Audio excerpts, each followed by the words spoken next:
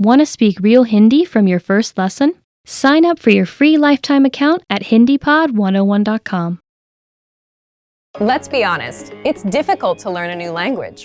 If you're new to a language, it's going to take consistent and concentrated effort to start using the language fluently.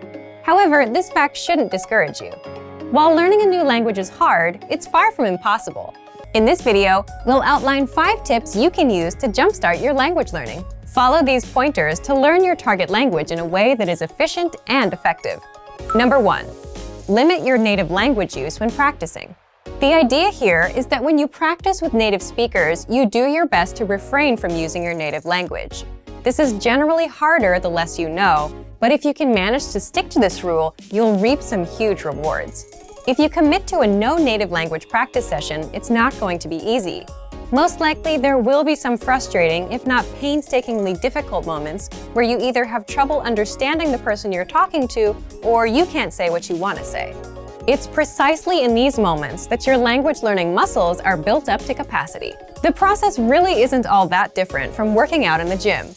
Just replace the physical burn of lifting weights for the mental burn of thinking in a new language. In the end, if there's no pain, there's no gain. Obviously, this no native language rule doesn't have to be written in stone. There are times when it's more beneficial to break out of the target language box and have something explained to you in your native language. However, this should definitely be the exception rather than the standard. Number 2. Have set times to practice speaking throughout the week. Now that we've discussed a good way to practice speaking, let's delve a bit into when to speak. One of the best commitments you can keep while learning a new language is to set aside specific times to practice speaking the language on a weekly basis. Ideally, these speaking sessions are on set days at specific times and form part of your weekly routine. If you don't make it a point to set aside specific practice times, you run the risk of your language practice falling through the cracks of your busy schedule. I recommend writing down your practice times and hanging it somewhere you can always see it. You could also input the times into your phone and set an alarm. The point is to remind yourself of your commitment every day so that it doesn't fall by the wayside. Number 3, get picky about vocabulary. Whether you practice with a podcast, a friend at a coffee shop, or a teacher, you're going to run into a flood of new and unfamiliar vocabulary. Despite your best efforts, it's unlikely that you'll be able to pin down every new word or phrase you hear and study it later. Thus, you should pick and choose which new words you focus on. The defining quality of each new word you learn should be its practicality. The more useful a word or phrase is to you in a conversation, the more important it is that you learn it.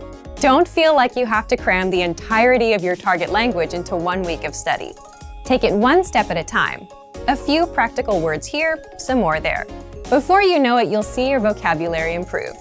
Number 4, write and practice short monologues. This tip can be a lot of fun. Begin by selecting a topic you enjoy discussing. Then, simply write out a short monologue or speech on the subject in your target language. The first thing you'll notice while doing this will likely be the holes in your grammar and vocabulary.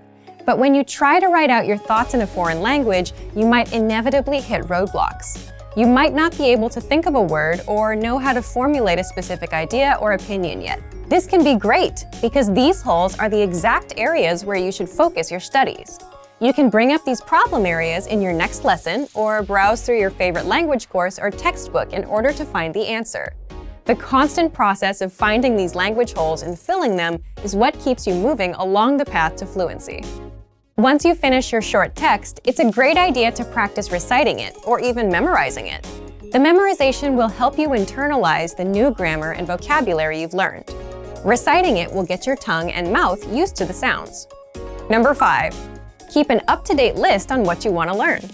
Throughout your studies, you should always have a sort of language shopping list. As you practice and study, you will most likely come across things you'd like to be able to say, but don't know how to yet, especially if you follow our previous tip. Write this wish list down. It's one thing to learn the vocabulary you pick up via a course or podcast, both of which are great. It's a bit different when your vocabulary gets personal. Learn the words that matter to you, either because they're practical or because you simply find them interesting. The more relevant the vocabulary, the more likely you are to retain it. Some people might tell you it's impossible to learn a new language for whatever reason, but it's important to remember that the way you study and engage with a language greatly affects how quickly or effectively you learn it. For more ways to jumpstart your language learning, check out our complete language learning program. Sign up for your free lifetime account by clicking on the link in the description. Get tons of resources to stay engaged with your target language. And if you enjoyed these tips, hit the like button, share the video with anyone who's trying to learn a new language, and subscribe to our channel. We release new videos every week. I'll see you next time. Bye! Want to speed up your language learning? Take your very first lesson with us. You'll start speaking in minutes and master real conversations. Sign up for your free lifetime account. Just click the link in the description.